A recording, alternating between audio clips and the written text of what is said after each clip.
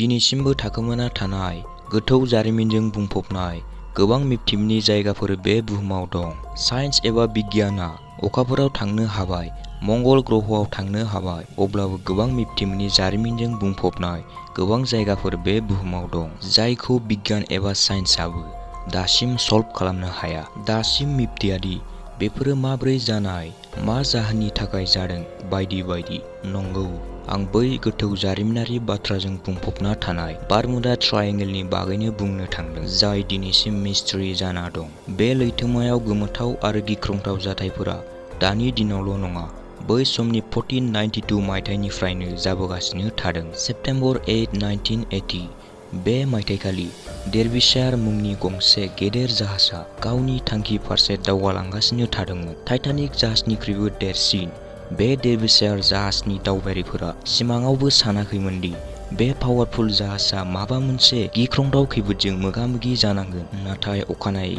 September 9, 1980 खालारखालि बे डेर्बिशायार जाहाज आरो बेनि गासैबो दावबायारि सुबुंफोरा मोनथिस्लाबमोनि लैथोमायाव गोमाबाय। बै समनि बियो ब्रिटेननि बयनिख्रुइबो देरसिन जाहाजमोन। रावबो मोनथिना मोनासैदि बोरै हरखाबै बे जाहाजआ लैथोमायाव गोमाखो। एसेबां जाहाजनि रोंगौथि गोनां मेम्बार्सफोर थासेयावबो बे जाहाजआ अबेहाय थांखो, रावबो फारफ्रोमथिंबो बुजिना मोनाखिसै। दिनैसिम बे बारमुडा ट्रायेंगलआव बेबादिनो मोनस्लाबमोनि 2000 जाहाज आरो 75 एयारप्लेन आरो हेलिकप्टारफोरा बे जायगायाव गोमाबाय। बेबादि गोबां जाहाज बे लैथोमायाव गोमाबाय थानाय बाथ्राखौ लानानै बेनि सोमोन्दै नायबिजिरनो थाखाय जापाननि गंसे गभर्नमेन्ट शिपखौ दैथायहरनाय जादोंमोन। गोबां रिसार्च टीमफोरखौबो लेंहरनाय जादोंमोन। 100 निबो बांसिन बैगियानिक एबा साइन्टिस्टफोरखौबो लेंहरनाय जादोंमोन, जाय बेफोरनि सोमोन्दै मिथिनायाव एक्सपार्टमोन। आरो बिसोर गासैबो फुरा थियारिजों बैसिमथ' थांदोंमोन, नाथाय बिसोरो माब्लाबाबो गिदिंना फैफिनासै।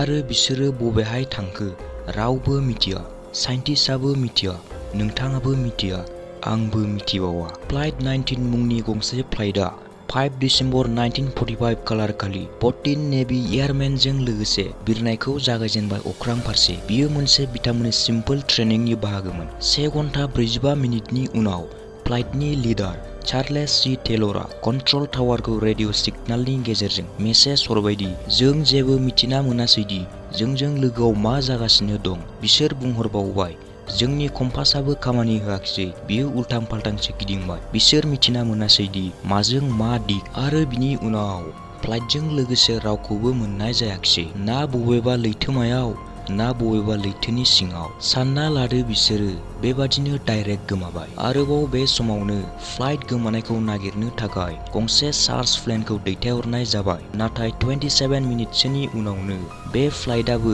मेम्बार्सफोरजों लोगोसे गोमाबाय। USS साइक्लप्सनि जाहाजनि जाथायाबो बेबादिनो। 1918 मायथाइयाव 309 दावबायारिफोरजों लोगोसे बियो गावनि थांखि फारसे थांबाय थानायाव बारमुडा ट्रायेंगलनि साजों दावगालाङो। लोगो लोगो बेबो गोमायो। USS साइक्लप्स गंनै लोगोसे दावबायग्रा सिस्टार्स जाहाज नेरिउस आरो प्लटिउसनि जाथायाबो बे जायगायावनो गोमाहैदों। गोबां मानसिफोरा गोबां जाथाय जानायखौ खोनानानैबो बे बाथ्राखौ नंखाय सानोमोन आरो बै जायगासिम थाङोमोन। नाथाय जाय बारमुडा ट्रायेंगलसिम थांदों बियो माब्लाबाबो गिदिंना फैफिनासै। सानसे समाव माखासे एक्सपार्ट टीमफोरा बारमुडा ट्रायेंगल जायगाखौ रिसार्च खालामनो दैनि सिङाव थांदोंमोन, नाथाय बिसोर बारमुडा ट्रायेंगलनि बर्डारसिमल' थांदोंमोन। आरो ओरैबादि एभिडेन्स बिसोरनि नोजोराव गोग्लैबाय जायखौ रावबो सुबुङानो बानायाखै। बेखौ सोर बानाया दिनैसिम रावबो मिथिया। दिनैसिम बियो मोनसे मिस्ट्रि। बारमुडा ट्रायेंगलनि मोनसे गोमोथावना बाथ्राया जाबाय जेब्ला नों बैहाय थाङो अब्ला हरखाबै बोथोरा सोलायगोन। सान्दुं दुंदोंब्लाबो हरखाबै जोमै साग्लोबगोन, अखा मोफ्लामगोन, लोगोसे बार बारगोन।